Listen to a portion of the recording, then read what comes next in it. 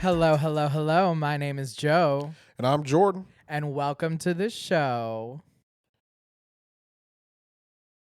That's usually when you say double trouble features. Bro, are you making fun of me the way I... No, I was waiting for it. Oh, I know you were waiting for it, but like I kind of was going to spice it up a little bit. But My name is Joe, and weren't welcome ready. to Double Trouble Features. Oh, okay. See, it's not as cool. Doesn't have as much sauce. See, as when that's why say I it. was waiting for it. Okay, because I go double trouble features. See, there we go. Got a little sauce, a little flavor. A little excitement. Yeah, you just have to go on cue. Yeah. Anyway, Show business, baby. show business. Anyway, welcome back to the pod where two lovable bears right here. You cannot call yourself a bear. I can't be a black bear. Darling, sweet, you're gonna start getting on lists. You're gonna get tagged in things. Okay. Just don't. I wasn't talking about in a sexual reference. I'm Don't just put letting yourself. You know. Don't call yourself saying a anything bear. in Don't sexual put it in reference. there. God. I was thinking like Brother Bear. Yeah, the that's movie. exactly what I thought you Yeah, meant. yeah, And that's see? exactly what people on the internet will immediately reference is Disney's Brother Bear. There we go. Great movie by the way. Great. Oh. Anyway, we're kind of off topic, but welcome back. Please make sure you're subscribing on YouTube, Apple Podcasts, and of course Spotify, wherever you get your podcast. We got a great show. What's going on for today, Joe? Well, we are going to dive into a few things. We're going to talk about, of course, the SAG Awards and what just happened on Netflix. Ooh. We're going to get into the wins, the highs, the lows, all that fun stuff. We're going to get into a little bit of talk about our movies. I'm going to be talking about Mea Culpa. Again, Netflix. I'm in a Netflix. Culpa. Mea Culpa. The French. What do you... I don't know what Mea Culpa is. It's Latin. Don't. It's Latin. Oh, it's Latin? Okay. It's Latin. Basically saying that I did it. For those audios listeners, he looked at me like I was the biggest dumbass in the world. And I am. So there we go. Is that French? I'm going to talk about the holdovers. Then we're going to talk about our TV shows, our recommendations. And then, of course, we got to do our little catch up on LIB. Love is Blind. They're doing the Lord's work over there. Yes. It's kind of a Netflix episode. Yeah, it is a lot of Netflix. Except Sponsor for the me, holdovers. Netflix, please. All right, so our quick topic today is we're going to talk about the SAG Awards. First, if you didn't watch it, on CBS or ABC or any other basic channels, this time it's on Netflix. I thought it was only on Netflix. It is only on Netflix. Yeah. Which is kind of weird. It's weird. Like, Netflix is definitely trying to get people more into the live event side of things, which is interesting because their model has always been so specific to streaming. Prior to that, it was DVDs, but it was all about like a home experience, but they never really touched on live. I think with Love is Blind, they like started testing those reunions out, those finales out. Yeah, And I think like the first time they kind of started was when they weren't dropping all episodes at one time. When they started doing a couple like weeks for the episodes, was like let's see what the CBS, ABC, NBC, Fox model. Let's kind of see how that's testing. And then right now, it's the streaming wars. Yeah. All these streaming companies, they are all kind of maxed out for subscribers. Like, let's be honest, you're not randomly just going to get a Netflix. Everybody either has Netflix, or if you haven't got Netflix now, you're not going to get it now. That's a very interesting point because you're right. Like, if you have decided to get it, you have it. It's done. Yeah. And so that subscription, that's also why they keep raising their prices. Yeah, because there's a plateau in the subscription model. Like, subscription model is not a 100% growth model. And when you got shareholders, they need their bottom dollar. And they need that growth. Yeah. And so you have a lot of these streaming services going after live events. For example, on Max, they're getting sports. Yeah, they are. They're all TNT, Bleacher Report. They're getting all the sports that they can. They're now, well, since they have the Warner Brother label, they now are having live CNN news I on there. mean, it's really interesting with Warner Discovery specifically. It's Yeah. really interesting just because they are so huge at this point. They've just like Yes. blown up. Part of it is a lot due to a lot of like the interest in true crime. Discovery really got themselves in the game, and then that's why they acquired Warner Brothers and like why it's gone all this way. But So because Warner Brothers has a lot of debt. So I mean, don't we all? Facts. Like, when you gonna come bail me out, please, Discovery? But going back to Netflix is trying to again sweeten the deal of like having some of these live events.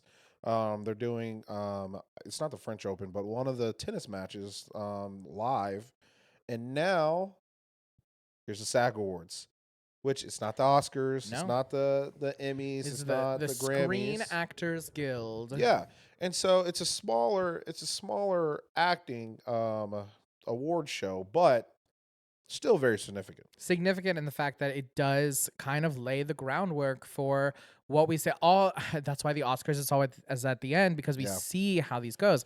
There were upsets. There were people like who were surprised that they won. But let's get into it a little bit. Yeah, so to be honest, a lot of it was kind of similar to what we predict is going to happen in the Oscars, and that happened in the Golden Globes. I mean, Cillian Murphy, Robert Downey Jr. won for Oppenheimer, Yep. because of course they did, because you know, Oppenheimer is just the best movie that's ever been made ever. It's a great movie though. It's a great It's a movie. great I have movie. my issues with it. It's I just You're just anyway. bored of it. Like, I'm so tired of talking you're- about an atomic yeah, yeah. bomb. I'm so tired of it. Yeah. And I think that's fair. I think there is such thing as oversaturation of a medium, of a movie, of all that. I think that a lot of people felt it with Barbie. I did not, but I am feeling it with Oppenheimer. I am feeling it not necessarily with Oppenheimer himself, but I really feel like we just need to take a chill pill on World War II. Please. Oh my God, you're preaching to the choir. Okay, so 1917. Have you seen 1917? Yes, I've seen 1917 is amazing because it's talking about World War I, which is more brutal, which is more crazy, and things are Yeah. like. But World War II is the most overplayed like movie like genre that I've seen, and I'm not saying like you can't do new things, but like literally oh, what's the guy from Elvis? Austin Butler. Yeah, Austin Butler is doing an entirely new TV show on Apple TV that I'm gonna watch and tell you guys about later. On Apple TV about World War II. Like, it's just like, God, I can never get a break from World War II. Look, I've been saying this since I was a child. Every fucking World War II movie, my history teacher forced me to watch. Yep. My dad forced me to watch. My grandpa forced me to watch. I've been studying for World War II since birth. Anyway, so He tried to fact check me too. for the ladies, we have Lily Gladstone, who won for Killers of the Flower Moon, which I think Yeah. 100% she deserved. I think she was great in it. Shocked Emma Stone didn't actually win it though. I don't know. I've been seeing some like a little more heat on Poor Things lately. Like, I feel like Really? I've seen people kind of turning on it. Like, why? Mainly like third wave feminists that are like, the sex is too much. I still haven't seen it, so I can't really speak. It's a lot of sex. I can't It's really a- speak it's a on it, lot but of I've sex. heard. I've heard both sides of it, so I'm not like ultimately surprised. I think it's a polarizing movie, Very polarizing. and so like, it's a good movie. and I mean that's why it's. No, I think that's why she's not winning, is because it is a polarizing performance. It is a polarizing thing, but you can never go wrong with World War II. Yeah. Facts. As a man, just do World War II and you'll get a nomination. Supporting role, we have Divine. Oh my gosh. It's the movie we're going to talk about, The Holdovers. She did a fantastic job. I think Paul Giamatti was amazing, and I think he did a great job as being the lead role. But Divine really gave The Holdovers Another Breath of Life. Yeah. And I think because it's such a small cast, especially at one point where there's only the three of them, she really does do a lot of lifting, and she's fantastic in it. Well, yeah. I mean, I haven't seen it yet, but I've heard amazing things. This seems deserved. Yeah. I think though, me being honest, Danielle Brooks for Color Purple, phenomenal. I'm kind of surprised Penelope Cruz is on this list. Not because I'm surprised she's on this list, but just that we haven't really seen her on much other lists. I'm just surprised. Like, to be honest, the main person I'm surprised is Emily Blunt in Oppenheimer. I think she does a fine job, but like best supporting, like. I mean, she was one of two actresses in that movie. Exactly. Because that movie exactly. That's the other thing. Is like that movie is just like the opposite of diversity, the opposite of it's anything. the opposite of Barbie. It's the complete antithesis. I'm so glad I watched Oppenheimer first because that movie bummed me the fuck out all day. I loved Oppenheimer. But outstanding cast, Oppenheimer won. Yes. And I think well deserved. I think that's fair. Yes, with I think they all worked very well together and did create some. Matt Damon was great. Matt Damon was fantastic in that movie. Robert Downey Jr., of course. Cillian Murphy. Florence. I forgot that Casey Affleck was in that. Yeah, 100%. And then outstanding performance in stunt, Mission Impossible, which I love the Mission Impossible series. Great action. Amazing. I guess I'm just not familiar with this kind of like this setup. Like I didn't even know that was a category. Yeah, no.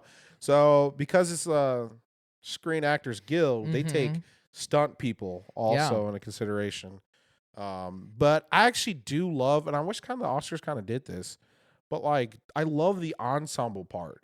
Of like, yeah, you have your standout roles and you have, this is the best movie. Yeah. But that best movie involves sound, it involves cinematography, direction, and everything like that. But like, who's just the best cast? Yes. Yeah. Who works well together. It's very important, that chemistry. And like, I feel like sometimes we get it, sometimes we don't. And when we do, it needs to be praised. So I wish that they praised more ensembles. Yeah.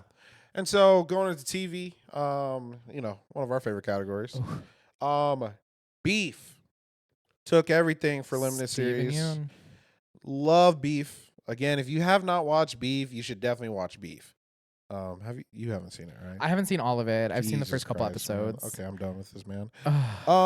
Then here was the big controversy of the night.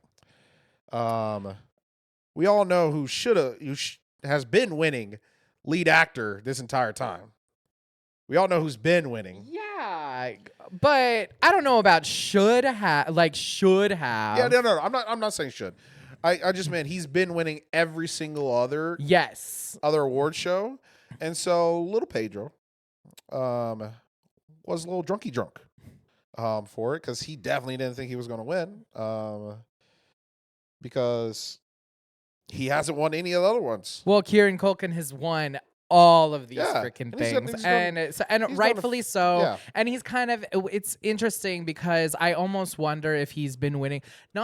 I'm not saying he doesn't deserve it by any means. I think he did an amazing job, but we know that The Last of Us is going to keep going, and we know that Succession is not. And I have heard people say that they voted for certain people because it's their time, not necessarily that it was better, but like they needed there was a lot of with Jamie Lee Curtis last year. They were like, she's winning just because it's the first time she's even been nominated for an Oscar, and that kind of thing. So but like being honest, spoiler alert for Last of Us. I mean, this is Pedro's last. This next season is going to be his last season.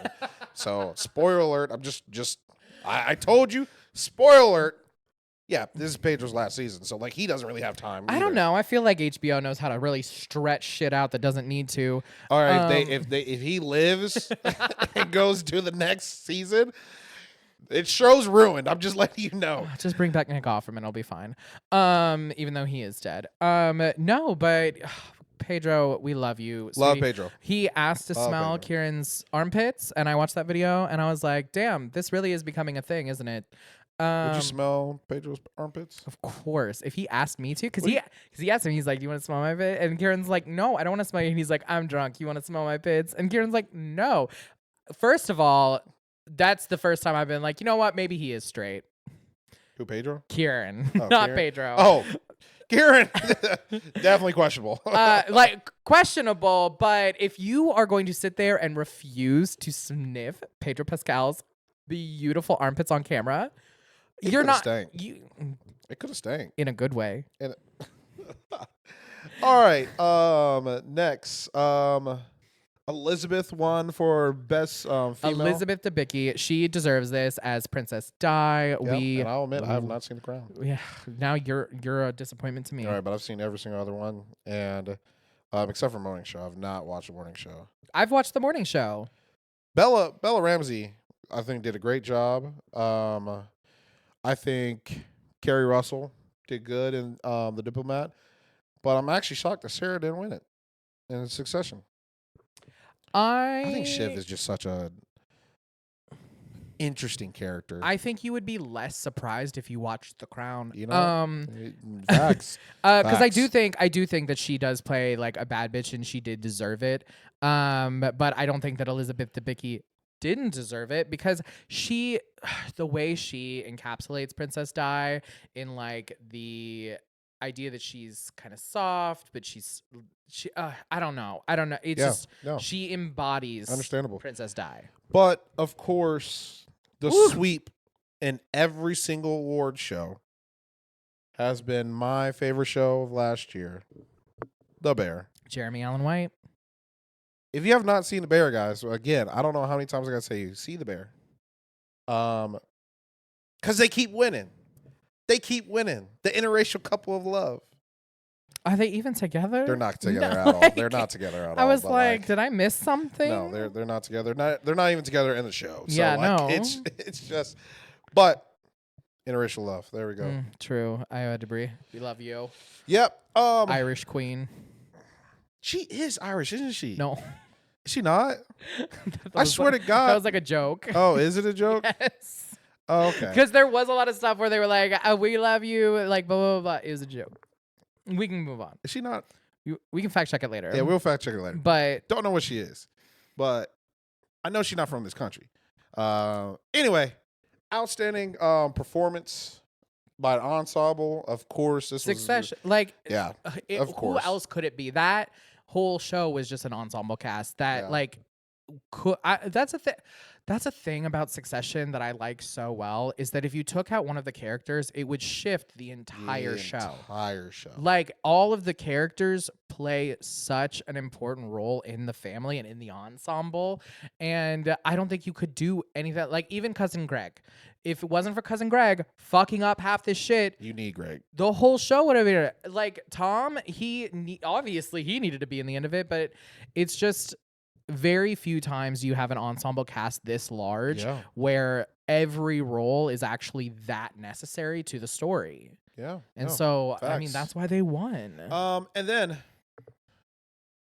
I actually, not gonna lie, I thought Abbott Elementary was gonna win for best ensemble for a comedy series. That I can see why. Guys, I'm a huge, I'm a former teacher. I watched the crap out of Abbott Elementary. And like you just said, every single person is pivotal, including the janitor. Love Abbott. But The Bear, of course, I think the deep dive that they did into each character's like live and stuff like that, I actually think it's great. I think that was really good about season 1 of The Bear. It did what it did. It was a pilot season. It was supposed to set up the story. It was great. Set the stakes, and it was fantastic. But season 2 really dove into their interpersonal connections to each other, to the city, to like all the different aspects of it. So I agree. I am not surprised at all. I'm interested that it's in... Like, The Bear is against Abbott Elementary. Like, that just... So, actually, that's actually been a controversy, because a lot of people have been saying The Bear is not really a comedy. It's funny. Like, it's just like Succession. Yeah, I mean, And so, like... But Succession was in... Maybe they just didn't want to pit... Succession was drama. Maybe they didn't want to pit The Bear and Succession against each other. And The Bear isn't comedy. You can see, like, you can definitely say, like, the first season of The Bear was definitely more on the comedy side, but this season was definitely more on the drama I side. mean, this season was like heartbreak. Like there Oh, was just 100%. it was just so 100%. much. Loved it though. Loved Oh, every second of it. And last but not least, best stunt, Last of Us. I don't really see a lot of other stuff. Actually, I mean, no, not really. Let's be honest. Last of Us definitely deserved it. Maybe The yeah, Mandalorian, yeah, maybe. yeah. I was looking at it and I was like, Ahsoka and Mandalorian. I'm just happy they're in the room. Oh I yeah. like that Beef is on here for What, for the stunt. driving? For stunt, Like, sure. I do not know why that's in there. But yeah, any surprises? Anything that's like really caught you off guard or anything? I mean, not really. It's been kind of a very consistent. Yeah. consistent and some would say basic award season. There really aren't any upsets past Greta not getting nominated for an Oscar. All right. Moving on to movies. What movie did you watch this week? Okay, in Netflix land, I just watched Tyler Perry's Mea Culpa. All right. Guys, I know I'm the black guy, so I probably should have watched this, but I was actually literally thinking about watching it today. So I'm very intrigued. How was it? How was it? So it was as good as a Tyler Perry starring Kelly Rowland could be. First of all, Kelly Rowland's fine as hell. That has nothing to do with this. I mean, it does have some to do with this movie because it was she was hot. And here's the thing. There we go. I feel like Tyler Perry, when he writes these movies, he's like self-inserting himself into like the female powerful role. Just let yourself be gay. Anyway, like you don't have to dress up as a woman. Like I mean, you can if you want to keep doing that. That's everywhere. But like, I don't know. This movie, okay. So what this movie is Kelly Rowland is like a high profile defense attorney. She represents the scum of the earth and she makes all this money doing it. Bad bitch. Bad bitch energy. Boss. She's like the height of it. She has a husband who is unemployed, but he doesn't want to tell his family because they're all very highly successful. Because broke dick will keep you there. And I mean, he does have a white mother, and the white mother is he's mixed. actually evil. Like she's crazy, but she's going through cancer treatment. So there's all this stuff going on. There is and her brother-in-law, her husband's brother. He is the assistant, or he's the AD. He's the district or DA. I mean, the district attorney. And so right now there's a high-profile murder case where this like Trevante Rhodes, love him so much. He plays this artist, and they think that he killed his girlfriend, and the DA, her brother-in-law, is going up against him, and they have all of this like watertight evidence against them. They literally have a video of the girl saying, "If I'm dead, he's the one who killed me." Like all this crazy shit, and all this stuff, and and so then he goes to Kelly Rowland. Mia is her name. Get it? Mea Culpa. Which, fun fact, is Latin for basically my bad, I did that, or in legal terms, it is an admission of guilt. Ooh, okay. So it's not French. No, it's not French. It's Latin. Yes. So in this film, basically Trevante goes up to Kelly Rowland. I'm really bad remembering their like character names. Trevante goes up to Kelly Rowland and he's like, "Hey, I really want you to represent me because I heard you're the best in the city." And she's like, "You bet I am, but I don't know if I can represent you. I'm conflicted because of my husband." She goes home. Husband starts being a bitch immediately. A little bitch. And then he tells his brother, DA, and mom. They come over and they're like, "You can't take this case. You can't take, I don't know how you could possibly think you could take this case," which tell Kelly Rowland what not to do and see what happens. She gonna do it. She gonna fucking do it to her detriment. So she starts representing this case. She's going through it with Trevante. They're really getting into everything. And then things start to get a little heated. And there's obvious chemistry between them. There is. Let me get. Hold on. Now I will say, Does he take his shirt off? Yes, he takes his shirt off multiple times. But what this man does in this movie is you can't tell if he's guilty or not because he's just gaslighting her the whole fucking time, nonstop. And she's over here literally being like, hey, I have all of this evidence from your past girlfriends saying that you were like really abusive and awful and hurt them and did all these unspeakable things to them. And he's like, but I'd never do that to you. Ooh. It's so and Kelly falls for it. And she And I don't know I don't know if she falls for it because like she keeps this man waiting for it and he's just chomping at it and he's like, but he also wants her to represent it, so he's like, but he keeps like pulling that away. He's like, do you even want to represent me? Are you taking this seriously? And she's like, motherfucker, are you keep trying to fuck me in your apartment. I have a husband. She's like, and he's just like, oh, so you don't fuck with me like that? And she's like, you might be on trial for murder. Yep. And it's very like They fuck though. it's very like I mean, duh. And he's an artist. There's paint everywhere. You know he fucks. Do not watch this movie with your parents like I did. You did it with your dad. My dad, with your dad, my father, and my mother. Yes. Oh my god. Something you don't know about the Spencer family is we love Tyler Perry movies. Who don't? I grew up watching them. Diary of a Mad Black Woman, all the way up until Mea Culpa. Okay. First of all, Diary of a Mad Black Woman deserves accolades. I need more awards for that movie because I really feel like that movie changed the entire landscape of like black media. Absolutely. And Tyler Perry, I mean, there are some criticisms that do hold some weight, but like at the end of the day, he gave a voice and he gave jobs to and opportunities. A lot of black actors. That's a like lot of people. And that's the thing. Like Kelly Rowland, I didn't even know this movie. I didn't know this movie was coming out. Trevante Rose, I love these actors. I really do. And like seeing them in a movie together, it was just really fun and really exciting. Sharon Thornton is in it. Mm-hmm. Yeah, they're just some white people. No, it was a good movie. Like a good movie in the fact that it was enjoyable. Was it good? No. So what would you rate it on a serious scale? On like a serious scale, it's probably about a 4 or 5.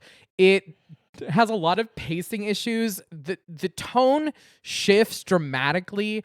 Like every other scene, it's very that's a lot of Tyler Perry movies. It's very jarring, and like there is a twist at the end, but you kind of like forget that this is a murder movie at some point because it basically just becomes about Kelly Rowland trying to live her life and like dealing with her bitch ass husband, dealing with that stupid family, like it kind of and then also dealing with her relationship with the thing, the fucking. Like actual like legal drama part of it all kind of falls to the side, which is why this movie I think Tyler Perry movie suffered. It's a Tyler Perry movie. But that being said, my personal rating, like if I love this movie, it was so. It's exactly what you wanted. It's exactly what I wanted. It is a Tyler Perry, like, you know what you're getting into when you see temptation, you see acrimony, you see I can do bad all by myself. It is a little more serious than those movies. Yeah, it is a little more serious than those movies, but I think that Kelly Rowland kind of like takes that mantle up well. Like she holds a serious role well. I think if she was like cracking jokes and doing all this shit, it would have looked weird. Oh no! I think with Taraji P. Henson, it makes sense. She's really she's really funny and like that kind of stuff. But I think that like they made the right decision there with Kelly Rowland. But like this movie, there's so many dumb things that happen to it, or things in it where you're like, this is where you would walk away. Like this is the moment where you would just stop talking. But she doesn't. She keeps going back. He's sitting there and he's just like, oh, you need to come back to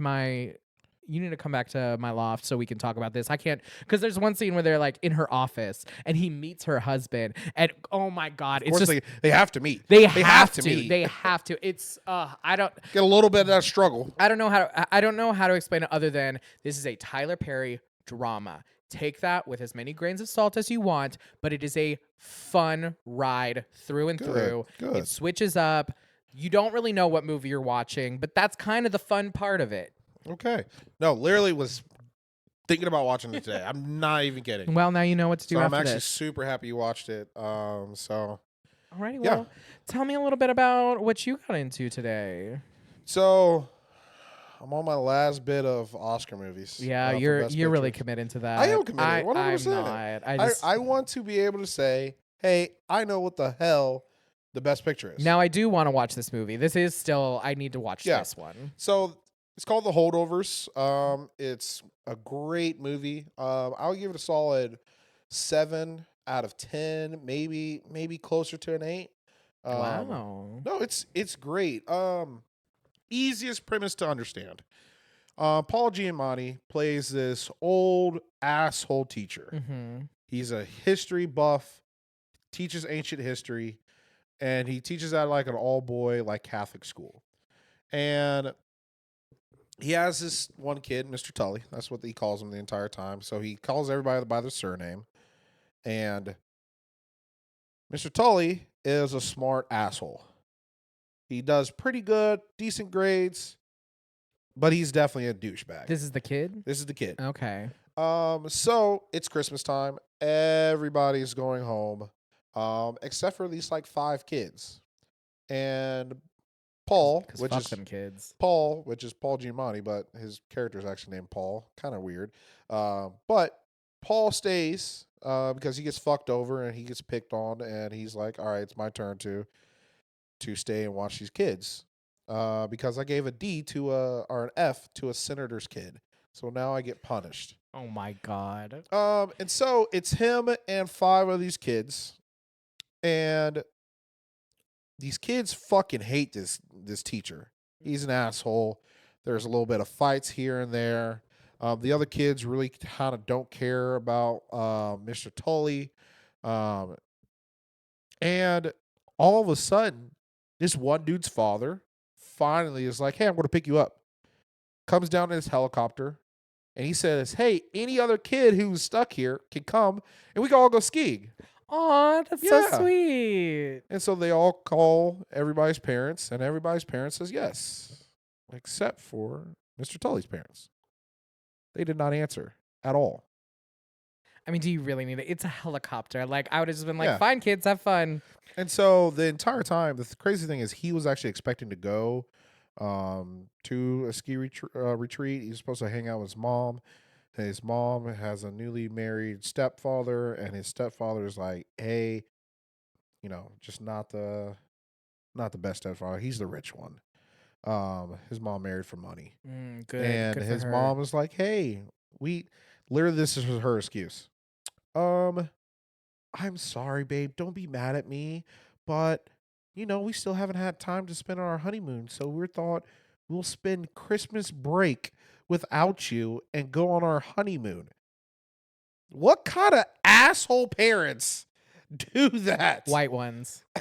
White rich ones. Like that's pretty common. And what's interesting is the kids, they kind of get used to it. Like the ones who Yeah. like obviously Yeah. this kid is new to it. They get used to it. They're like, "Oh, I guess I'll just figure out something else to do." This is bored rich kids. This is 100%. this is where the 100%. bored rich kids stem from, is because those parents, they would rather just not deal with them. Yeah, and so that's the whole thing. So he feels alone, left here with his most hated teacher. And the one other character that's there is Mary, who's divine. Mary, you really go into her backstory a lot about how her son died. Her son's dead. Her husband's gone. So it's just her all by her lonesome. And like the entire movie, she's just struggling because her kid went to that private school and they couldn't afford college or anything like that. And he was like, "Hey, I'm going to go to the military and I'll get a GI Bill and then I'll go to college." And then he dies. And so she's struggling and battling like with this. Angus Tully, he's depressed because he Yeah. has to deal with like his mom doesn't really care for him anymore. Like he feels like his mom has has a new husband and has basically a new life. And then Paul Giamatti has no family, no friends. He's an asshole. Nobody likes him. And they all kind of form a bond. And it's kind of like it goes kind of how you expect it to go. It's very Island of Misfit Toys. Yeah. Um, they start building rapport, and that rapport goes up. You know, it has a climax, it goes down, something happens, things. Plot. Everybody is crying. Everybody is like sad. You find out new things, new layers of each character, and it's very great acting. Like it's just great acting Yeah. all around. Paul Giamatti. Here's the one thing that's weird about the movie though. So Paul Giamatti has, and this is like actually like aesthetics. So he has a lazy eye, right? And it looks like it's just like a Like in real life or in the movie? no in the movie. He doesn't have Okay. lazy eye in real life. I didn't think so. So in the movie, it looks like he has like some kind of like lens or like thing that goes into his eye. And scene after scene after scene, it switches. It switches. And so literally at one point, Angus, the kid is like, hey, yo, I'm being real with you. Which eye do I look at? Like he's trying to be an asshole about it. But in actuality, what fucking eye do I look at? Because, like, I kid you not, Joe, in one scene, there is a close-up of Paul Giamatti, and the eye and the lazy eye is in his right. And then they switched the camera to him walking straight, and the lazy eye's in the left. Instantly. But you said that the kid like asked about it. Yes. So it was like, was it a character choice? I have no idea. I think it was a running joke, but like Joe, he literally says, "Which eye do I look at?" And he was like, "This one," and he points at his left.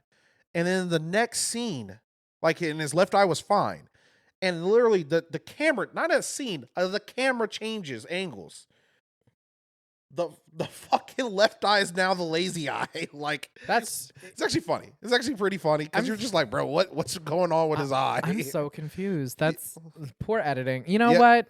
No, I think they kept it in as a bit Okay. for the movie Good. because it happened too often for them not to like, say, hey, we're only going to stick with the right eye or something. God, you'd think that the hair and makeup people would be like, which eye is lazy again? I forget. Like every day they're in the trailer and they're looking at Paul and they're like, hope this is the right one. And he's just like, I don't fucking know. He's like, I'm in here for hours. Just poke me in the eye some more, please. Put it somewhere, okay? But no, it's a fantastic, like if you wanted a feel good movie, it's a feel good movie, and it also shows kind of like the importance. Again, I'm an ex-teacher. It shows the importance of like teachers, even the asshole ones, can have an impact on kids. But this also showed there's a reverse relationship because kids definitely also have an impact on teachers, good or bad. I should hope so. I was a delight. But like you can see that they form a bond throughout the course of the movie. Sometimes it's very, very low and they're screaming and hating at each other. And other times you're just like, wow, like this is now the only real father figure that this kid kind of has. And then, Divine's character again, Mary, like she is going through it and just needs somebody to talk to and actually have like, let me express my emotion of dealing with grief right now. And sometimes it really is just as simple as like finding a stranger to listen to your problems. And that's literally what it is. Like having an outside perspective, they have no stake in the game. And when you find people like that, or like I know there are people in my life where like I don't keep them separate, but they are kind of separate from a lot of my other stuff. So I can go to them and be like, hey, I need your thoughts on this matter. Yeah, everybody needs that person that they can just talk to. Like, you know what? You're not like the party. Like everybody has a role. I have friends that I go out with. I have friends that like, you know, I can like hang out and do shit with, but also have friends that I know, hey, I can talk to about some real things. And then for the most part, a lot of those friends can kind of coincide into one person. Other times, I need those separate people. But yeah, I wouldn't say like this is like the best movie I saw last year. But like it's a good feel good movie. Like 100%. I definitely recommend watching it. A lot of heart. There's a lot of heart into it. So it's a good movie. It's a really good movie. Okay. Now let's talk about some TV shows that we've definitely watched. What was that? The it was just abrupt.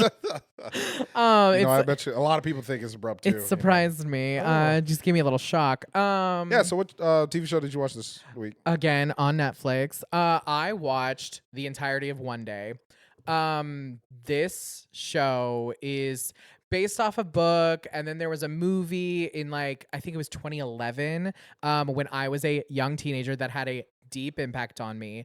The movie starred Anne Hathaway and Lovely. Jim Sturgis. Sexy, hot. The movie is a lot. And if you've seen it, you know what I'm talking about. It has a lot of weight to it and what it means. So, what One Day is basically there's this day, July 15th. It's like day, I don't remember what the actual day name, but like basically in England, it's the day that if it rains on this day, summer's over. It's gonna rain the rest of the summer, all that stuff. If it doesn't rain, then it's gonna be a great summer the rest of the summer. And it's on July 15th. So there's this one day in particular that is very significant because it's the day that our main characters, Dex and Emma, both graduate from college and they meet each other for the first time out at like, shenanigans. People are out drinking, doing all this stuff. It's the last day of college. Everyone's excited for the rest of their lives. And they're all talking about the rest of their lives and what they're going to do with their lives and their expectations for their lives and all the fun stuff that comes like with graduating from college. And they meet each other for the first time and there's sexual chemistry. And he's like super hot. For those of you who don't know, he's the guy who plays the really hot nephew in the second season of The White Lotus. Oh yeah. He is the one that fucks his uncle. the one that we don't know if they were actually related, but Oh yeah, no, they weren't. but Now I remember. but he was very attractive. He plays the main character Dex, and he's just this rich, posh from London, like smooth talking motherfucker. And she's kind of nerdy. She's very activist. She's like kind of just all over the place. I do like that they made it interracial. It did kind of make it a little more modern, but then also added a little bit of that tension over their relationship together. So they meet, it's cute. They don't even have sex. They do not have sex. What are we doing? It's like this whole thing, blah blah blah, and then they become friends, and then they stay friends throughout their life. But they always have this kind of like, will they, won't they? And I mean, when they go through their whole lives, they go through their whole lives on this one day every year. And so it goes through, and you see boyfriends, marriages, pregnancies, children, and how these two people stay together. And it also deals with grief, the loss of a parent, addiction issues. It's such a microcosm of these two people and their relationship to each other with this one day. So I can't spoil it for anyone, but this movie does have a lot of weight to it. It's TV show? Yes, TV show. How many episodes is it? It is around like 15, like 13, 14, 15, and they're half-hour episodes. Okay. So it's pretty easy to get through. And I do like how they broke it up in these episodic years, because when you're watching it as a movie, you're watching the whole thing from start to finish, and it just feels like one it just feels like one day. But when shut up. But when it's like when it's episodic like that, there's like a beginning, middle, end to like that day and what it means to them and how it is. And you see them apart, you see them together, you see what it means to them. They do flashbacks, flash forwards, all this fun stuff just to like watch their relationship to each other. And it's just got a lot of heart. Honestly, I have such a like, I don't know, soft spot for this show. I literally was like, I'm gonna avoid it because if it's just like the movie, then it's gonna break my heart, and I don't know if I can handle this. And if you've seen the movie, just know it ends the same way, and it is heart wrenching. But it. Oh man, why'd you say that? I mean, I have to warn people. Like, this does not end on the happiest of notes, but. It's the happiest times though during it. Yes, you get to see what's really interesting about it to me is like we all have those people that we think about that we're like either we've met or like one of our friends that we like kind of follow. But like for me specifically, there's like kind of these guys that like they're so in and out of my life and just so peripheral to what's going on. Sometimes I do think, and I'm like kind of a what if situation. I was like, Yeah. and you kind of think about that. You're like, what do these people mean to me? And what significance do they hold in my life? Actually, like what and as we know, significance of people in your life do change. Like Facts. 5 years ago, you were just some guy that my best friend was dating, and now we're doing a podcast together. So I'm up. Yeah. That's all I hear. City boys up For now. But it just really dives into that aspect of it. And it's just so interesting. If you're just a sad girl and you like a beautiful little love story that, there's ups and downs and it's rough, but there's a lot of realism to it that I find interesting. What's it on? It's on Netflix. It's on Netflix. What'd you rate it? I don't. I rated a good 7. It's very funny. Good. There's a lot of heart. Good They hit show. the points. It did add to the movie a lot. It added a lot of Good. context to the movie that I hadn't originally seen before. So it was really nice to see that for once. Okay. All right. Well, speaking of shows that stemmed from an original source material, what did you get in this week, Jordan? Guys and girls and beautiful people that are out there. First of all, I just want to say everybody love everybody. All right? I don't like to like hate on shows. I don't like to talk shit on things. So, preface, this show is a solid, I would say it's a solid 6. Yeah, I'd say that's it's fair. a fine show. It's a fine show. I don't regret watching it, and I people I understand why people can like it. What show is this, Jordan? Guys, if you can't tell from my hat, for you listeners, I'm wearing an Appa hat. This is my favorite cartoon show, and it got a live action. Again. And I saw the trailers for this show, and I was super excited. It looked great. It looked amazing, and it was beautiful. And I'm talking about Avatar: The Last motherfucking Airbender.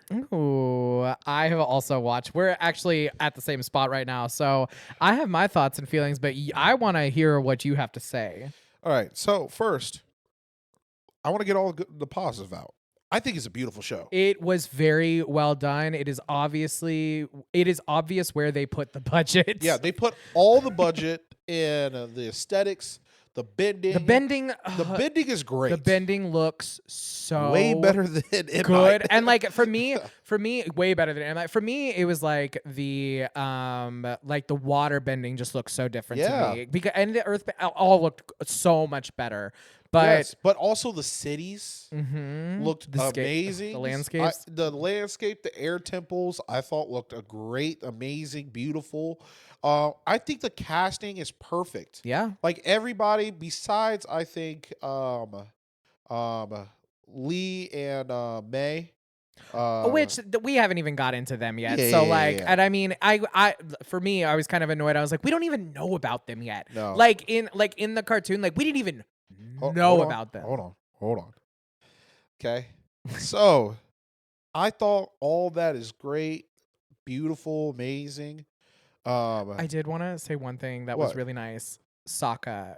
Sokka's great. I feel funny. Like it's the same kind of humor. I feel like they actually got him this time with Jackson Rathbone last time. It was just like a dead fish walking, and they actually got some of Sokka's essence. I think they got some of the character essence in a lot of them. I think Sokka from the last live action was the most needed the most improvement, but they do retain their qualities. I think Iroh. Yeah, I think he plays a great Iroh. Well, I really like that they made him the narrator, basically. Yeah, they made him enjoyed that. Yeah. I actually think that they gave Ozai an actual little bit of breath instead of I am so just hot. a bat. I I mean, he's a good looking guy. He's Like 100%. so hot. And when Okay. he The second he takes his shirt, yeah, like scream at your son. Burn your yes. son's eye and I will watch. Also, I thought it was You get him, interesting of babe. like giving Ozai a little bit more breath of instead of like I am just this evil overlord fire Yeah. lord, and it's just like no, I want you to be better, Zuko, but also no, I am evil though. Yeah. But gave him some breath. But But that also ga- does go into one of my criticisms of the show. guys, when I tell you, here's the thing about adaptations. I believe that for most adaptations, if it's really well done and good, you just stick to it. Okay? Maybe add a little here and there to it. Update a few things, make a couple Exactly. changes here and there, But but you can't change huge plot lines from the original. Like, again, hence Game of Thrones. At the end, once we got rid of the source material and started going on a tangent, that's when you can tell the quality of writing has gone down. things. That's when you know that this is not the same show. And okay, let's just go. All right, it's again fine show, fine show. Tell me, give it to me. Spoiler alerts. I'm not through the end though. So yeah, it's, we're both on episode 6 right now. We have 2 more episodes 7. to go. 7. Yeah, We're on episode 7. yeah. I'm on episode 7. I just watched 6. Yes. Okay. So I haven't finished it, so maybe the end is fine, but I spent an hour talking to my friend and it's not. So anyway, first, I actually was like, okay, you kind of get to see the whole air temple kind of get massacred. Fight scene was great. I think the choreography is amazing actually in the show. I did find it interesting that they spoon-fed that story to us. Like it was, and I can't tell if it was a good decision or not because I already had that backstory. But in the original, it took a little longer to get that story. You kind of had to be drawn into it. Here, they were just as a kid, I understood it. I Mhm. got it. And so if I can get it from a kid's show, then I should definitely be able to get it from this. And all right, like if I had to go bullet point, my number one problem, I think, is Aang. I think the casting's fine. I think he's doing great as an actor. But I think the problem that they're doing right now is that every single second he's on screen, it's always talking about I am responsible. I have this responsibility on my shoulders. Oh my God, I'm the avatar. And we're just I wish I had a TV right now and I would show you clip after clip after clip. I agree. And I do think that in the original source material, he does bring it up ad nauseum. However, there's moments of brevity between those. Like it's not, and that was the beauty of it. it's like there would be those, like we call it like the one-off adventure episodes, like the thing, like when they would go through the chasm or the cliff or whatever. And there was those monsters. I'm glad this was not in the live action, but you got stuff like that. You got like, for instance, when they go to Kyoshi Island. Mm-hmm. Hey, I see a giant koi fish. You got to see Aang, Katara, and Sokka be kids. Sokka would kind of complain a little bit, and then they would be kids. Later in the show, you will see Katara try to be that mom figure, while Aang is still a kid. He's 12. And at not one moment, and I've watched them like do interviews, like as a cast. They're funny. Yeah. They have things together. They're like, oh, we made Aang's character, like our actor, laugh because we're all saying slay and slay and slay during this stuff. And it's just like you can tell that they're like younger Gen Z people. They're having a good time. And they're having a good time. I never got that feeling at all in the entire show. No, so here's my biggest critique is like the whole thing was so rushed. And I don't mind things being rushed, but I don't mind pushing the story along because like there were times where the kids show obviously did meander here and there. We were children, but like the mishmashing of storylines together for no reason. And at least no explainable reason other than like they didn't even, and who's giving who information. Why is Boomy evil? don't like, and that's the thing is like you just don't really. I feel like we're a lot of what made the heart of that show was the fact that like you kind of got to slowly fall in love with these characters, and here they're just pushing it, and I feel this most. I have the weight of the world on my Well, shoulders. I I have feel a responsibility. I actually feel it most intensely with Zuko's character because if you remember in the original, like he was like we didn't really know about Fire, like we knew about Fire Lord Ozai, but we didn't see him, we didn't smell him, we didn't touch him until like season 2. Really, there might have been a couple like cutscenes here or there showing him, but it didn't give him that much. With Zuko, I feel like we are rushing his redemption arc.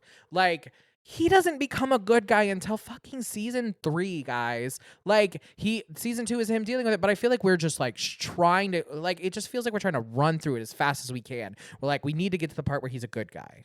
Yeah, like his redemption arc didn't really start until Season 2. No, like he saved Aang. That's when you can tell but that's when you started to see it a little bit, but he still kind of went evil at the finale, but still had some good. And you could tell that there was a good, but we didn't need all the backstory of Zuko yet. No. I don't think we needed all that. And again, like you said, it was rushed. I think changing that, the general said something instead of his father, and then he had to fight his father. And his father's like, oh, this is a punishment. No, his father is the fucking dick. Yeah. He just needs to be a dick. I did like how they kind of changed up that story a little because it did give it a little more heart. It gave Ozai a little bit more heart. Not Zuko though.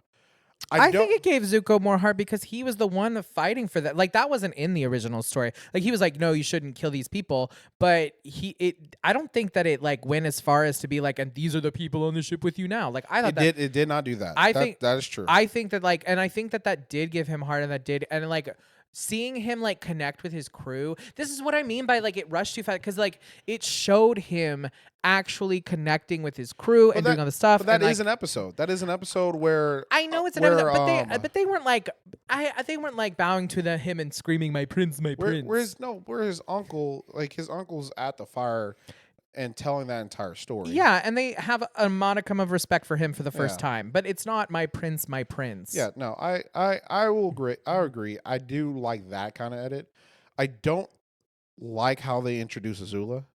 No, there's just no point of her actually being in.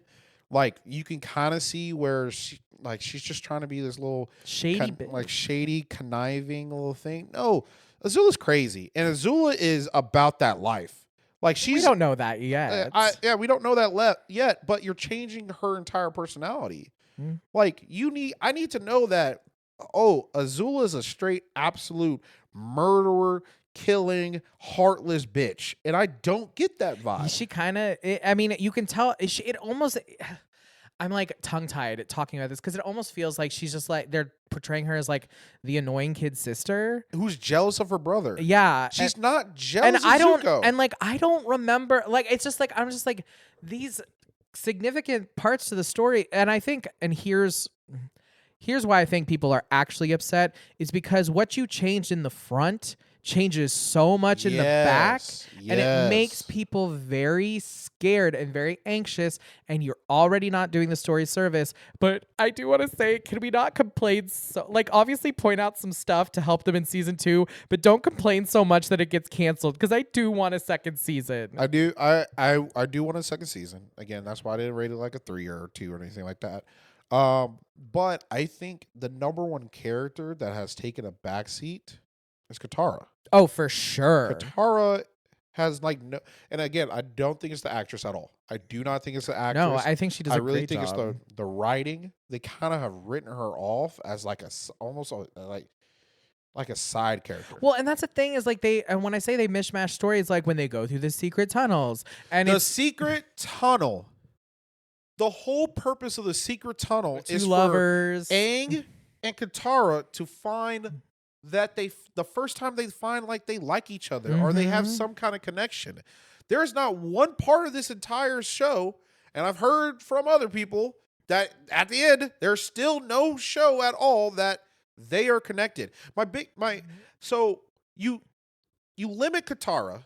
Mm-hmm. You don't make her like she's not going through any kind of training montage through the entire time that they're working out. No, and like that's the Aang thing is like doesn't touch waterbending. The entire show, he doesn't waterbend. huh. What the fuck is the whole point? Even in the last 2 episodes? Doesn't waterbend. What are we doing? Book 1 water? Like Book 1 water the Avatar. So like you're telling me the entire time the Avatar is the master of the 4 elements. Let me know if you know this. Does this show end on a cliffhanger? Yes. Oh my god. Well, it has to go to book 2. But here's also the problem. So the show needs purpose. The show needs what are we doing actually? And the entire time is Aang gets unfrozen, right? And Aang's like, oh well, the last thing my master told me, Yatsu told me was I need to go master the elements. So I'm just going to go to the northern tribe. That's not the driving force. And that's the thing is like that is supposed to be the driving force of this whole show is that he needs to go learn the other elements. That is why. No, that's not. No, that's actually not. That's a secondary thing. The whole purpose is he finds a connection with Roku. He find like when he goes to the spirit world, he talks to Roku, and Roku's like, "Find me on my island so we can finally talk." Yeah. Then he goes to the island, and on the island, Roku tells him, "Hey, man, Sozin's Comet's coming." And because of Sozin's Comet, the Fire Lord is going to have the ultimate power, and it's going to destroy the world and conquer the world.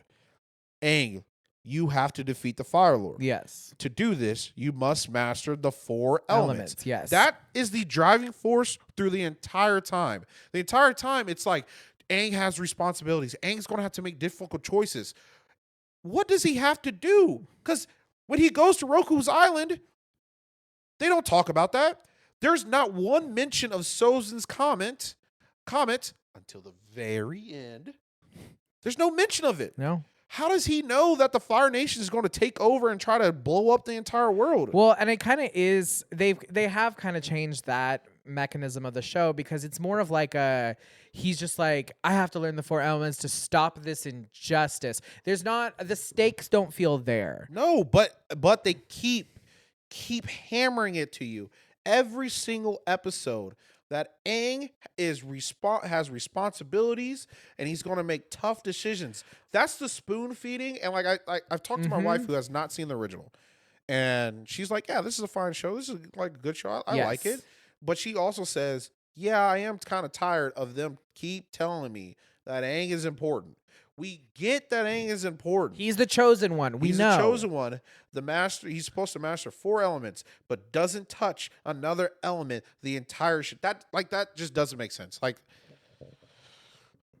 yeah. And what's interesting is I did see on Reddit, TikTok, somewhere I saw that the original creators ended up leaving the show. Yeah. But I heard that, and this is all alleged, I don't know if it's true, but I heard that they wanted to change more, and that's why Netflix told them to get out. They actually wanted to completely redo a bunch of parts because, and they've said this in interviews, they don't like doing the same thing twice. They want to change it up. They want to switch it up.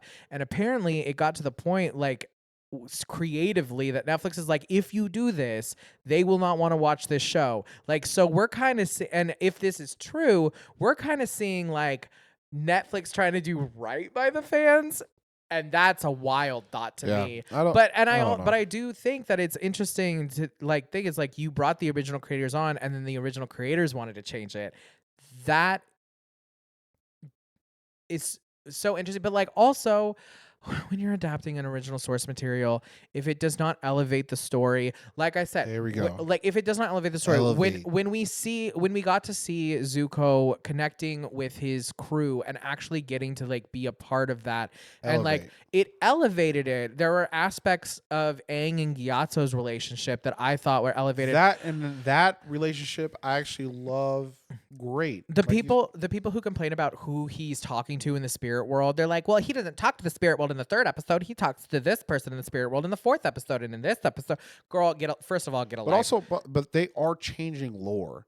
That is true because why is Sokka and Katara in the spirit world? That was weird. I didn't understand that. There was no need for them to be. I mean, the need was to raise the stakes because they changed the other aspects of the story. Yes. So going and seeing Ko, the face stealer, Aang didn't even know he was a face stealer until he left. And that's the part that fucked me up because, like... That's the whole point. He's supposed to be emotionless. But also, Aang just travels from an entire island by himself. Bro, Aang can't fly overseas like that. Like, without Appa. Also, another big thing. Appa... Again, I'm going to try to not spoil like future seasons, but Appa is a pivotal character. Like Appa's not just like in this show, it feels like he's just a taxi. Like he's just a transportation.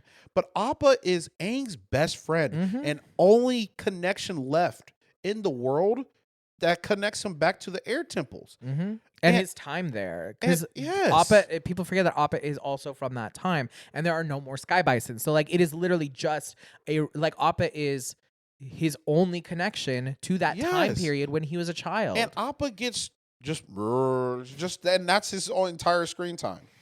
Like, and in the 2nd season, what happens to Appa is literally the driving force of the entire first half. Actually, not even the first half. First 2/3 of the show. Yeah. He is the literal driving force. And we just don't see him. No, you don't see him. So why as a viewer, why do I care about Appa? I would love to know what the writers and directors and all that would think. Like, I wish I was in the room with them while they're making these silly decisions, because it's like it feels like we're consistently seeing movies and TV shows that are obviously just churned out for money. And the thing is like, this was the one thing, Avatar: The Last Airbender, we've already seen that. And I will say, you did not have much, you did not have far to go to make this a quote unquote success. But we didn't learn from the first one, for the first remake. Like, that's my thing. We knew. You just got better effects. They changed some things. They elevated some things. Things are good. It's Aang again. It's not Ong and Sokka. It's better. It's 100% better than that, because that's dog shit. That's that's the thing is, like, it feels like they were like, oh, well, we can do anything and it'll be better than that. But facts, though. I mean, facts, it was better. It was worlds above better, but there's still, like, issues with it. You know, one thing that, speaking of Appa and everything on that, one thing I was sitting there, I was seeing them fly over whatever, or like trying to get away, and I was like, they are lucky that the air nomads were pacifists. Yeah. Because imagine a team of sky bisons and a few bombs. Yeah. No, 100%. And so again, guys, I enjoy it. It's all right for me. If you have not watched the show, I think it's an enjoyable show. It's going to be fun. It's just a good standard Netflix show. Yeah. It follows their formula. But they got to fix some things for season 2. Yeah. They really, really got to, because like right now they're setting, like you just said, what the changes that they make now in season 1 is going to take effect in season 2 and 3. And I'm sorry, you can't take out Aang's love for Katara. You can't. Because it's a driving force in his spiritual journey as the Avatar. Yes, like, that's the thing, is like, it Jesus means Christ, it's so important. Everything means so much, and I'm now looking back, I kind of think that's why we're so obsessed with that show, is because it took a really interesting premise, a really interesting world, and it just kept building on it, and then building on that story, and it took its time to build on it, and it was silly, and it was funny, and it was heartbreaking. But we understood, like, we're like, you're talking about war as a kid, kids going through war times and the trauma that they have to endure, going through famine, going through dad issues, going through death in a family. Like these are very like not being wanted. And Like not just like picking up your life, but picking up the fucking gun and fighting. Like is it like my yes. parents died, my parents dropped out. Like it's like these children had to pick it up, and it was very traumatizing for them. And you got to see that aspect of it slowly, the way it was meant to Yes. be, and it building on each other. Here's the crazy thing. That the Netflix series has more screen time than the cartoon. Interesting. Well, that means that more new people are watching it. No. Like minutes wise. Oh. There's like I think like a few more minutes. Well, yeah. So why are we not doing like damn near I mean, why are we changing shit? I mean, what we have like 8-hour-long episodes instead of 24. I mean, 8 20-minute episodes. Yeah. It's around the same amount of like all of that, but that's the thing. You had the time to do it. You had the time to take care of it. Just do it better. But it just felt like rushed. Rushed in the fact that like it felt like an essay turned in overnight. Yeah. Hey, Netflix. We like your shows. All these shows that we watch besides Holdovers, all on Netflix. I need you to do better for the second season. Again, it's not bad. Do better. But there's room for improvement. Do better. All right. And last but not least, we're going to give you an update on Love is Blind. Because, God, it just keeps getting messier and awful, and we love to see it. Yes. So let's start with AD and Clay. So last time we left off, they were good. They were actually kind of in a good they were place. kind of cute. They were nice, and then that changed. So the only problem is Clay.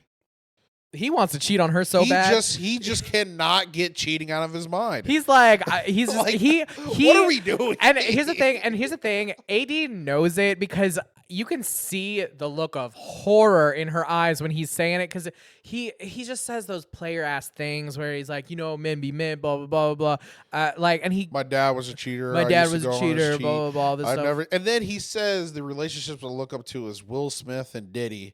And I'm just like, girl, Diddy just got slapped with a heavy lawsuit. I was listening on the way here. I was like, damn. But also, it's like Diddy with hookers and shooting people. Crazy, groundbreaking. Yeah, Don't know what you expected, dude. So like, Clay is literally just like no. But then also like the part I kind of actually wanted to kind of discuss is at the table. With mom. Yeah, with mom. And so like I understand. I think this is where I give Clay grace. Okay, I give him some grace. Okay, you got to understand this man is an entrepreneur. Which is a French word for unemployed. Like we don't know his life. He actually could make like good money and stuff like that. And now he's like, hey, I'm going to spend the night at this other crib so I can get to this job or client at an earlier time and stuff like that. And I do understand when you spent 10 days with each other on in the pods, then you spend like a week in the DR, and then you come home. I've only really spent 17 days with this girl. And now I'm like actually trying to like go back to my life.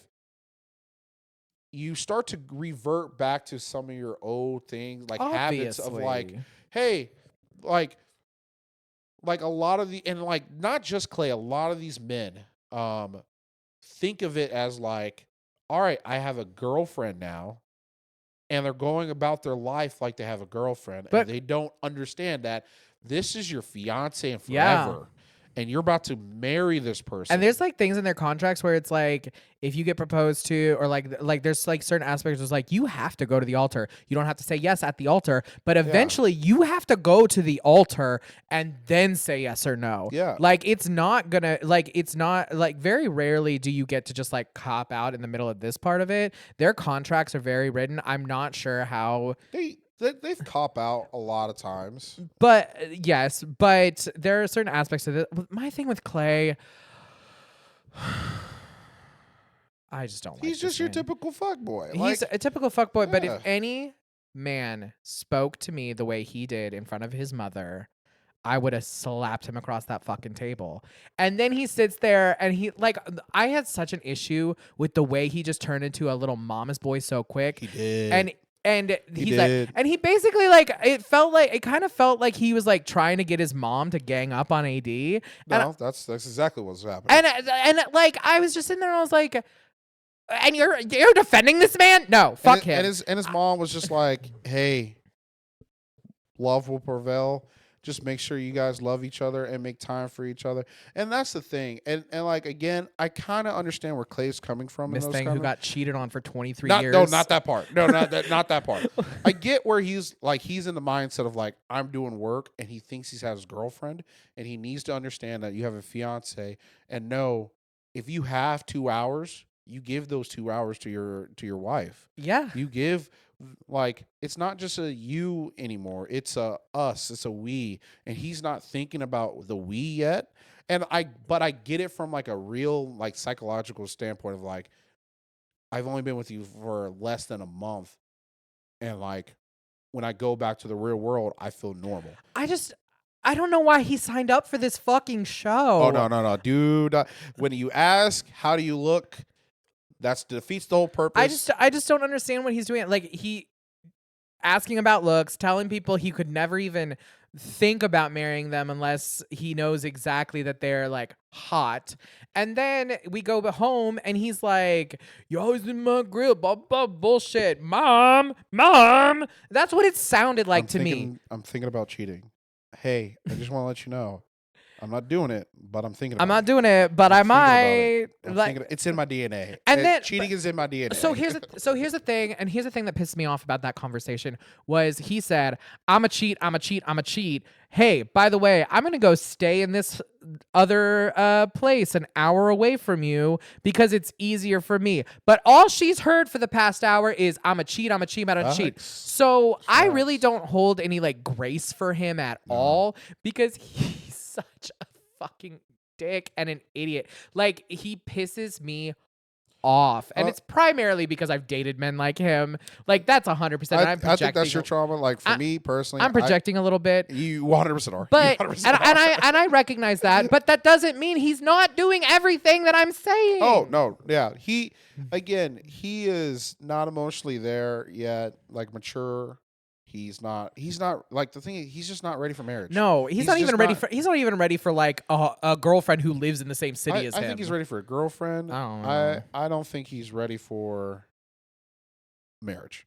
But let's move on to my favorite couple, actually. Definitely Kenneth and Brittany. That's your favorite couple, That's my favorite couple because it's the funniest couple I've ever seen in my life. I don't understand.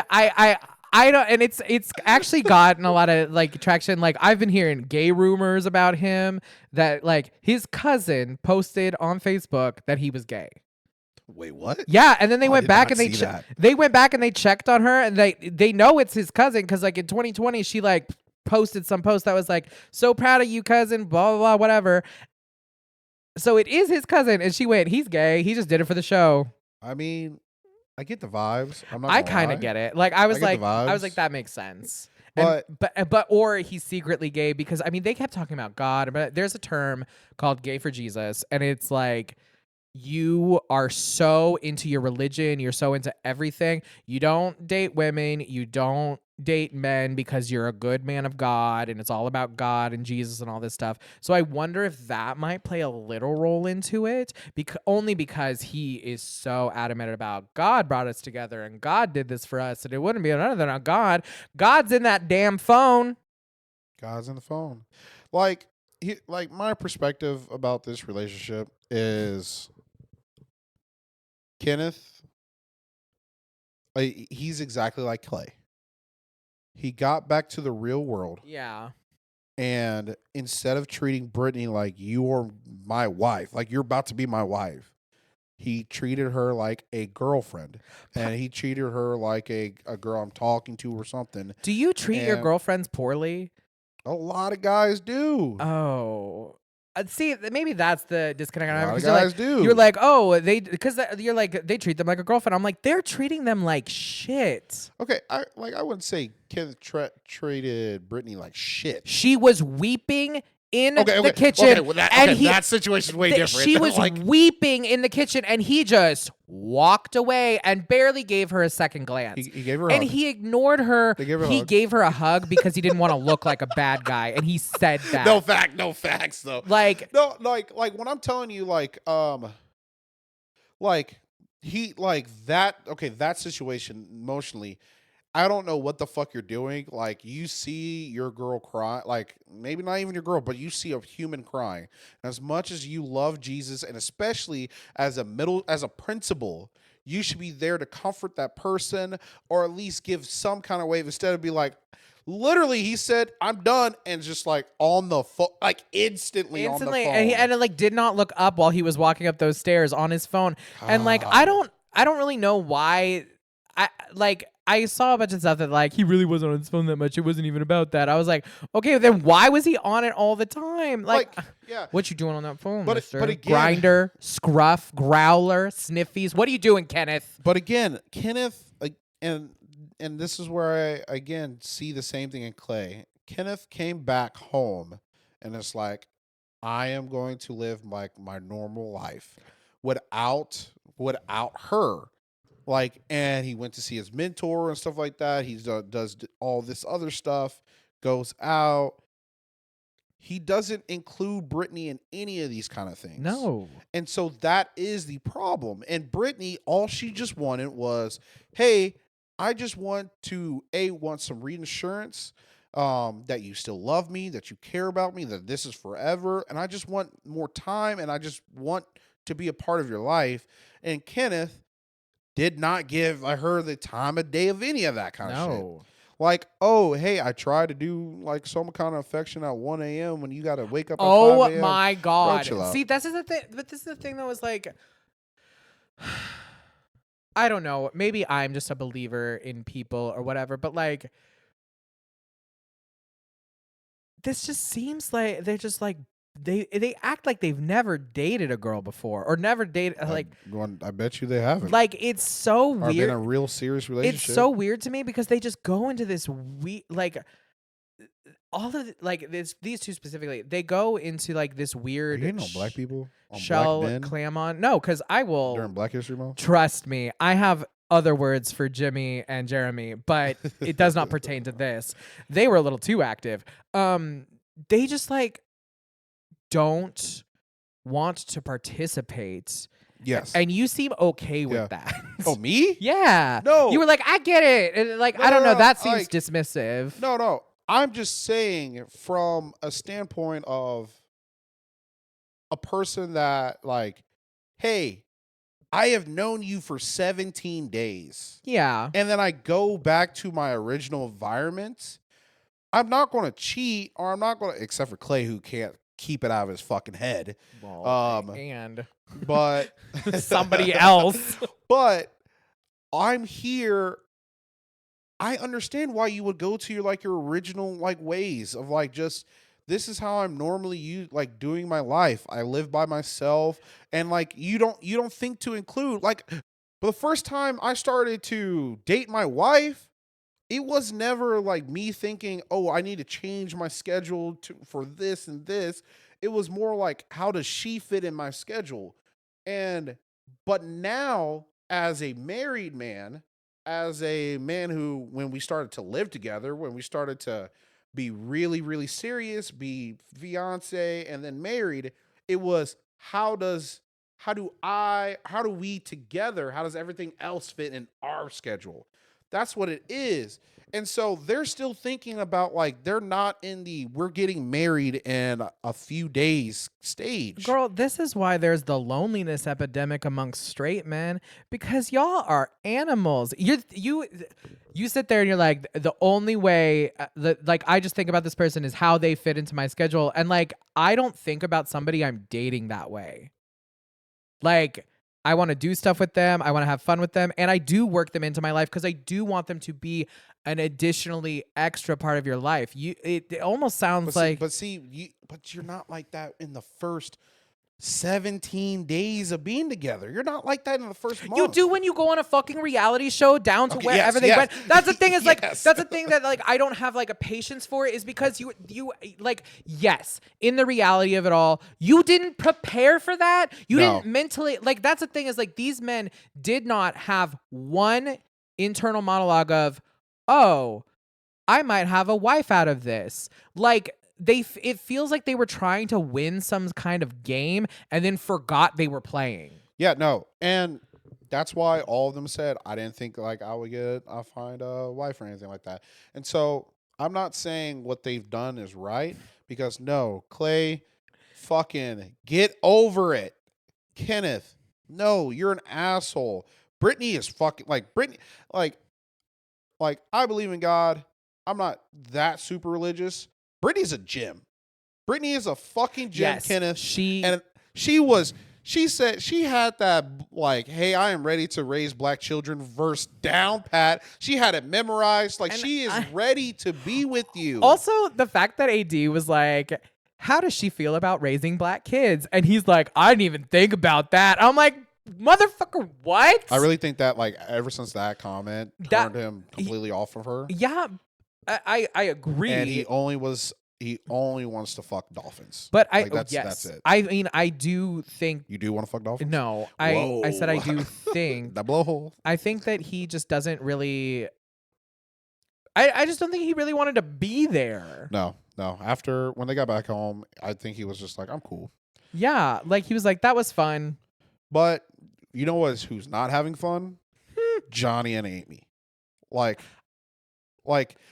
their relationship, again, they're super happy, they're cute and everything like that. I think that they're going to be the only ones that make it, to be honest. Oh, facts. But Johnny, the thing is about Johnny, bro, he just refuses to wear a condom. He's so he just refuses to wear a condom. well, and he's so weird about it, but they treat contraception like it's quantum physics. Like, I don't understand why it's like it's really not that hard to not get pregnant, and he's so scared. But also he's like, we see a little bit more of him and he's like, I want to retire by 50 and I want to grind and hustle for the next 25 years with you until we can retire at 50. And she's like, okay, but we're gonna have fun along the way too. And he's like, maybe, but you need to get on birth control. And like but he does not say it like that, but like, but it comes off, it kind of comes off like that. And it's so weird. Also, like, girl, just I don't. The thing is, if Amy doesn't want to get on birth control, don't get on birth control. No, it's gonna mess with your hormones and everything like that. Johnny, wear a fucking condom. It's not hard. Or pull out, or pull out. Both, preferably both. If you're that scared, if you're that scared to have a kid, pull out and use a condom. It is not this difficult. It's not that difficult. Or would somebody say it's not that hard? Get it? Because condoms. Okay, so like the annoying couple that I actually really don't like is Chelsea and Jimmy. I kind of agree, kind of not. I am secretly rooting for them because I do want, like, I'm an optimist, and I want to see people find love, and I really do think that she loves him. I think he doesn't even know what to think because she's too busy being like, do you love me? And he's just like, bitch, I don't know now. He's like, I did. But okay, you keep asking. So I think Chelsea needs a lot of reassurance. She's very emotional. This girl has obviously been hurt in her life multiple times. Yes, by multiple times, multiple. She got divorced. Who probably she's been divorced. There we go. But when your girlfriends come over and the first thing you start talking about is Trevor, what are we doing, girl? You don't want Jimmy, and it's so clear that Jimmy he's a fine guy. He's a good guy. Like, he's all right. Whatever. And by fine, he means fine, not fine. Fine. Like, he's a okay guy. Yeah. There's nothing that's impressive about Jimmy. But when Jimmy was like, you're clingy. First of all, I'm not gonna lie. When he said that, my face did the same thing hers did. Dropped. Well, it made the same face hers did because you should never say that to your partner, ever. Because even if it's true, even if they are acting a little clingy, find ways to reassure them outside of this. This is where the open honesty comes in. That, like, I feel like we've gotten to a place where, like, You don't need to say everything. See, and like I think it's okay to call somebody clingy when you're like in the talking phase. Yeah. Like we're just getting to know each other. But you don't call. I would never call my wife clingy. Never would call her clingy ever. Because sometimes I'm clingy. Sometimes she's clingy. And it's okay. I don't know. I've been told I'm clingy. I've been told I'm distant. I've been told I give mixed messages. Believe it. Yeah, believe all of it. I am a Gemini, so I guess that kind of does make sense. But their whole relationship is just bullshit to me. It's just like I feel like Chelsea really wants a husband, and she wants a hot husband, and she thinks he is hot. And I think that he was the prize. He was the prize of Love Is Blind. Yeah, like he was the guy that all the girls wanted, and I think she just really wanted that validation. But that's the thing is when you're constantly seeking outward validation, you're never full. No, you'll never be. You'll never, and he can't fill that. He can't. He cannot do it. But I also think Jimmy's just complacent. He's just like, yeah, I'm cool with this, and like he also, I don't think he does give like again. I think Chelsea is really asking for a lot, but I don't think Jimmy's really giving that much. No, I get from both sides, but that's the thing. He is doing the bare minimum. And like he's a bare minimum guy. And I mean that's the thing. And maybe this is just a big dick. This is good for him. Maybe that's why I like him. No, I don't actually like him. He's a thumb. No, I do not actually like him. Just to be clear, but I do. I like Chelsea because I relate to her because I'm insecure about a lot of things. But also, girl, you don't say that. Like you just Chill don't. Out. Just stop talking. Out. Just stop Do they talking. make it though? Do what? Do they make it? Like I said, I'm hoping, but I'm not hopeful. Honest opinion, I think Clay and AD, they get to the altar and they say no, but they want to continue to date. I think Chelsea and Jimmy, it's a no. And I think with Johnny and Amy, it's a yes. Yes. But this last couple... Girl, I don't even know if they're going to make it to net. And the preview did not even see them get to the altar at all. No. Well, you really only saw 2 couples go to the altar in that preview. You saw Chelsea in a dress. Yeah. Yeah. So the last couple we're talking about is the funniest couple by far. This man is so stupid. I can't believe it. So we were talking about Laura and Jeremy. Laura and Jeremy at the first... Mother of God. All right, let's talk about Laura first. Laura can't get past the Hawaiian shirts. She can't get past the Hawaiian shirts at all. You know... She keeps talking about it. She's bringing it up. She's a woman who knows what she wants, but she does go on to say... In the grand scheme of things, like, yeah, the Hawaiian shirts annoy the piss fuck out of me. It's her pet peeve. But in the grand scheme of things, she does say that doesn't really matter, and that's why I picked him. Yeah. Then why are you keep bringing it up nonstop? And then also, I'm not going to lie. Because he does stuff to annoy. He negs her. No, he does. He does. Negs the fuck out of her, and that pisses me off. But why the fuck are you bringing up what a girl DM'd me? To my parents, to your parents, the first time I meet them. Because obviously she felt some kind of way about it. That's fucked. Like that's fucked. Like if you know, if I showed you, why'd all he do is heart it. Hold on. Oh, we're separating it. We're separating it. When I get the text, I hearted it, and then I show you and everything. We should be all good. And stuff like you should have blocked her. I understand. From just if I just double tap and say cool, I get it. I get it. That's not that bad. It's not that bad. Be honest. It's not. It is based off what happened. Okay. Hold on. We're not there yet. No, we have to look at these things as a whole. Okay, but you don't know that yet. That hasn't happened yet. I don't know that yet, but we know what it means. She doesn't know none of the. Okay, she knows what it means. We're talking about in that moment. This is the first time I meet your parents, and you bring up that a girl DM'd me. Why are you bringing that up to your parents? Girl, why are you entertaining her? Oh my God, a double tap is entertaining. Yes. No, it's not. Yes, it is. No, it's not. Because you could have just left her on red, and you didn't. Cool, but like, you didn't. If I'm being a nice guy, you're not a nice guy, and he's not a nice guy, and we both know it. I would double tap. I'll double tap. I wouldn't say you're a nice guy. I would double tap. But Jeremy is an idiot. Okay, I'm not trying to defend Jeremy at all. Jeremy is an idiot. I think the double tap is not that bad. I think that's okay. But Jeremy is a fucking idiot. Again, this is the update, so you should know what happens. This motherfucker, Jeremy, goes out at night till 5 in the fucking morning. Who the fuck goes out till 5 in the fucking morning? Here's the thing. When you have a fiance, a wife, a live-in girlfriend, And you don't tell them? you do not. I need you to understand. But that's my mom. No, they are worried about you. They need to know 5 in the morning. They need to know you're alive. If you are out until, and I've done it, I've been out till 6 a.m. when I am single and don't have anybody. I'm grown, living by myself. I would stay out till 5 in the morning every now and then. Bro. Girl, when you have a fucking fiance at home, you gotta at least hit her up, unless you're doing some sneaky shit. And so, hey, Sarah Ann is at the party. And I understand from the, hey, I'm not going to leave the party, like if this girl's here, you know. I get that. I think this is all a lie. You're not wrong. You actually He's are like, not oh, wrong.